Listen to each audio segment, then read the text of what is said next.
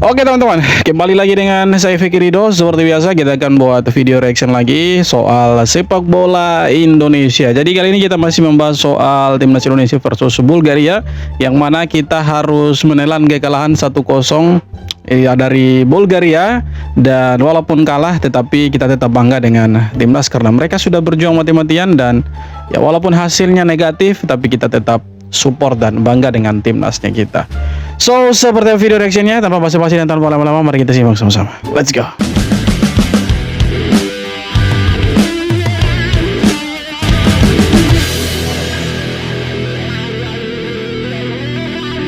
Momen memukau Donitri buat dua pemain Bulgaria tubrukan beneran jadi game changer. Indonesia boleh kalah kemarin, namun ada beberapa momen yang bikin salut. Salah satunya ada dari bek kiri muda Persija, Donitri Pamungkas. Masuk sebagai pemain pengganti di menit ke-70-an. Doni dimasukkan dengan maksud agar bisa memberi umpan-umpan crossing manjanya ke kotak penalti. Salah satu momen dia memanfaatkan skill individualnya untuk melewati dua pemain Bulgaria sekaligus, yang bahkan kedua pemain lawan itu sampai bertubrukan.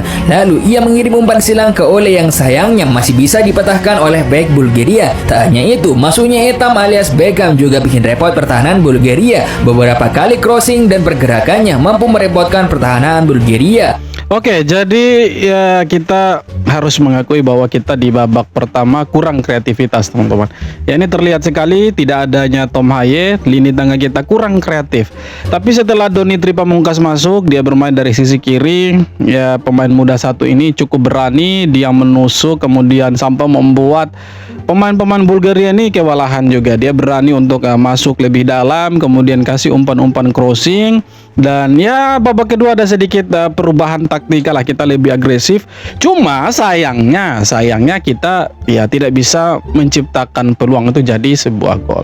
Dan keberuntungan tidak berpihak ke kita. Ya cuma itu sebenarnya. Tapi kalau soal permainan, saya rasa kita permainannya sangat-sangat dominan. Dan ya kalau mau dilihat dari statistik pun kita 60-an% penguasaan bola. Cuma ada kelemahan dan ya beberapa catatan kecil yang kedepannya harus diperbaiki. Contohnya kita lini depan itu kurang sekali soal kreativitas, bahkan tembakan ke gawang pun agak sedikit kurang. Dan semoga kedepannya PSSI naturalisasinya itu pemain depan lagi lah, jangan pemain belakang terus. Ini pemain belakang kita nih full, ini terlalu banyak ini. Ada yang bilang udah makai pemain Belanda tapi tetap kalah lawan Bulgaria. Mulut kalau ngomong itu dijaga ya. Ya betul. Semua yang bermain untuk timnas Indonesia itu resmi punya paspor Indonesia, legal dan diakui FIFA dan seluruh dunia. Mereka ini tidak memalsukan dokumen seperti kalian. Kasih paham dia, Bang. Dan mereka ini punya darah Indonesia. Betul. Jadi mereka ini berhak untuk bermain di mana aja. Betul. Indonesia baru saja kalah 1-0 atas Bulgaria di FIFA Series 2026. Kita secara permainan tidak kalah, guys. Betul. Kita selama pertandingan itu menyerang dan bertubi-tubi mengancam gawang Bulgaria. Tapi Bulgaria ini tidak ada tembakan ke gawang satupun kecuali gosok voucher penalti itu, guys. Tidak perlu khawatir ya untuk timnas Indonesia. Sekarang timnas Indonesia sudah lebih baik dibanding zaman Patrick, temannya SpongeBob itu. Ya, bisa dibilang seperti itu. Lebih baik John Hartman daripada eranya Patrick lah. Dan saya pikir kita tidak bisa menilai dari 1-2 pertandingan saja. Ya walaupun dari pertandingan lawan Bulgaria kita bisa tarik kesimpulan bahwa ketika kita bertemu dengan tim kuat dan mereka menerapkan ya strategi low block atau pertahanan yang lebih dalam, ya kita kurang kreativitas. Ya kita kurang, lini tengah kita kurang, sayap kita agak kurang, kemudian depannya kita juga kurang. Ya itu yang membuat kita kewalahan untuk mencetak gol. Walaupun kita punya ya 1-2 peluang lah, terus kena tiang gawang, mister gawang, tapi kita tidak bisa cetak gol lah, ya kurangnya kreativitas. Tapi secara permainan oke lah. Nah, kalau ada yang bilang kita ini sudah menggunakan sebagian besar pemain Belanda tapi tidak bisa menang lawan Bulgaria, ya biarkan saja. Ya, karena apa? Karena mereka lagi frustasi, lagi sedikit stres dan gila karena mereka akan menghadapi Vietnam sebentar malam. Dan juga mereka itu tidak bisa menurunkan 7 pemain naturalisasi ilegal atau harimau palsunya mereka. Jadi ketika mereka lihat timnas Indonesia dengan wajah-wajah Eropa mix Indonesia, mereka itu sedikit iri dan cemburu. Kenapa? Karena pemain-pemain ini memang darahnya itu ada darah Indonesia dan bisa dipertanggungjawabkan, itu silsilahnya bisa dipertanggungjawabkan, dokumennya juga bisa dipertanggungjawabkan. Berbeda dengan mereka si jersey kuning itu pakai dokumen palsu, bawa ke cas, ya lebih parah lagi, di cas justru mereka tidak bisa buktikan. Jadi ya biarkan sajalah kalau ada orang dari jiran kita, tetangga kita yang bilang kita sudah menggunakan sebagian besar pemain Belanda tapi tidak bisa kasih kalah Bulgaria, tidak masalah. Karena ya mereka itu orang stres lah, jangan terlalu didengarkan. Ide John Hartman dihantam skema parkir bus yang membuat kreativitas serangan timnas Indonesia diuji. Masa? Yuk kita bedah. Bulgaria bertahan dengan blok yang sangat kompak. Saat tanpa bola, lawan gunakan shape 4-4-2 bisa berubah jadi 4-1-4-1. Bahkan dalam beberapa momen terlihat seperti pakai 5-6 pemain di belakang. Ini yang bikin pemain Indonesia harus putar otak dan cepat tektokannya. Saat menyerang, Indonesia gunakan struktur 3-4-3 ke 3-2-5. 5 di depan ada Nathan, Kevin Dix, Romani, Sananta, dan Ragnar Oratmangun. Sebaliknya, Bulgaria bisa samakan jumlah pemain tersebut. Bahkan secara superiority sempat unggul 6 versus 5. Yap, sayap kiri Bulgaria Dimitrov rajin banget track back. Jadi ruang di flank kanan Indonesia langsung tertutup. Klip ini bahkan menunjukkan 4 back Bulgaria yang sudah tersedia di belakang diapit lagi oleh sayap kiri dan sayap kanan Bulgaria. Gila. Pun ketika Indonesia masuk ke final third, problemnya makin kelihatan. Indonesia sering kalah jumlah di kotak penalti, ditambah minim pemain yang punya kemampuan 1 lawan 1 untuk bongkar pertahanan lawan. Satu-satunya solusi yang sempat muncul adalah kembali melakukan diagonal run ke belakang garis pertahanan lawan oleh Romani dan Beckham Putra jadi aktornya di babak kedua. Selain itu, manfaatkan throw-in panjang ke Elkan Bagot serta aksi individu Donitri dan Rizky Ridho. Selebihnya hampir nggak ada variasi konseptual yang lain, nggak ada long shoot, nggak ada tusukan yang konsisten. Di sisi lain, pertahanan Indonesia sebenarnya cukup solid. Strukturnya 5-2-3 ke 5-4-1 berjalan baik. Di proses pelanggaran penalti yang didapatkan Bulgaria pun bahkan sempat Indonesia menang situasi 2 lawan 1 melawan Dimitrov. Tapi satu momen krusial muncul. Kevin Dix lakukan pelanggaran dan bisa dimanfaatkan Bulgaria untuk menjadikan sebuah gol. Jadi kesimpulannya, ini bukan soal sistem yang jelek, tapi soal kreativitas yang masih terbatas. Jangan lupa follow. Oke, betul sekali. Kita soal kreativitas lah. Kalau soal permainan saya pikir ya tidak buruk-buruk amat lah ya. Kita justru menguasai pertandingan. Ya beberapa kali kita permainannya itu justru merepotkan Bulgaria. Cuma sayangnya kita kurang kreativitas di lini tengah. Karena ya tanpa Tom Haye sekali lagi kita tidak punya pemain yang tipikal permainannya seperti Tom Haye. Ya, karena pemain-pemain kita itu kebanyakan di pemain belakang ya. Verdong itu posisi aslinya itu ya di wing back kiri begitu kan. Kevin Dix di wing back kanan, walaupun mereka bisa agak sedikit maju, tetapi posisi aslinya mereka itu ya bisa di paling belakang. Apalagi Kevin Dix kalau kita lihat memang agak sedikit kurang ketika dia bermain di wing back kanan.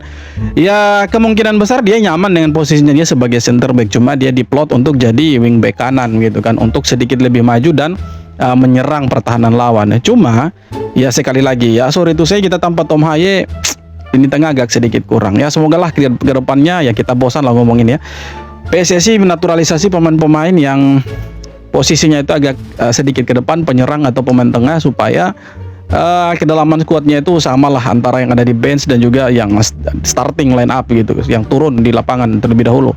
Karena kalau kita lihat di pemain belakang itu sudah lumayan bagus, bukan lumayan tapi sangat-sangat bagus, karena kedalaman skuadnya sudah oke ya kan. Contohnya seperti tadi malam ketika pemain-pemain seperti Justin Hubner, kemudian Rizky Ridho dan Jay turun, kita punya pemain di bangku cadangan itu sudah oke. Ada Elkan Bagot, ada Jordi Amat ya kan. Jadi kita punya pemain belakang itu komposisinya sudah oke, cuma tengah sama depan yang memang masih kurang, harusnya itu yang dinaturalisasi nantinya. Betul yang dibilang sama Bang Tommy Deski ya, kita permainannya tidak jelek, sistemnya tidak jelek, cuma kurang kreativitas. Tanpa Tom Haye memang kurang sih.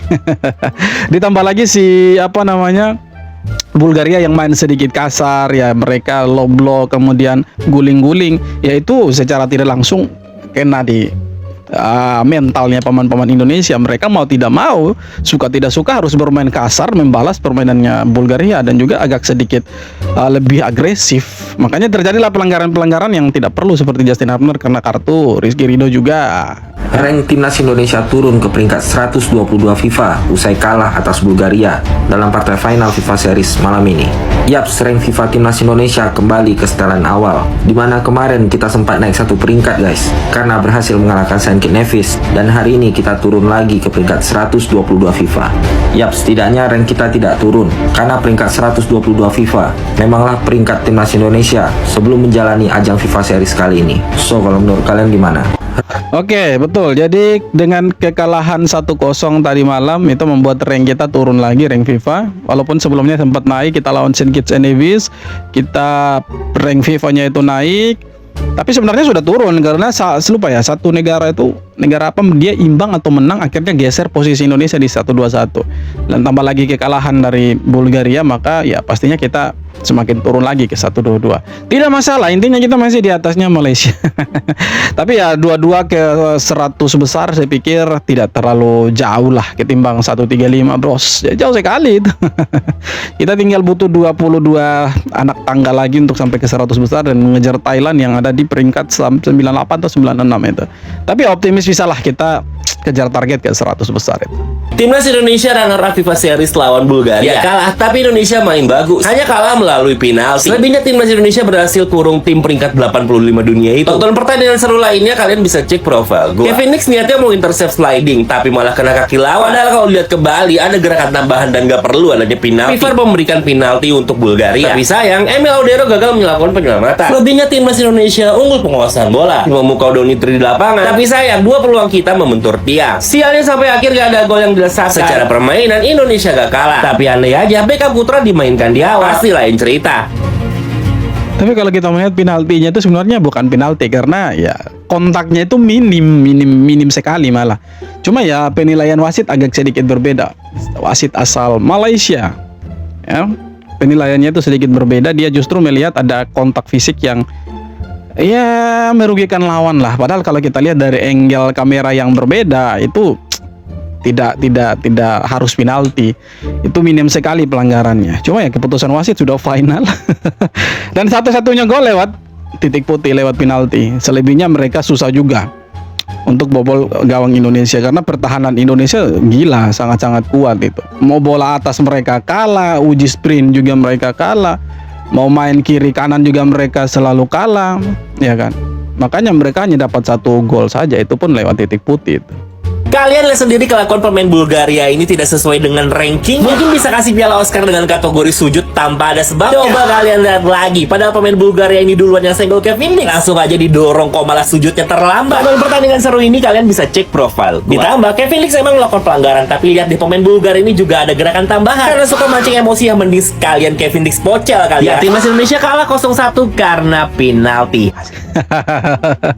Ya 87, 85 lah. Rank 87 tapi mainnya tuh seperti ya 150.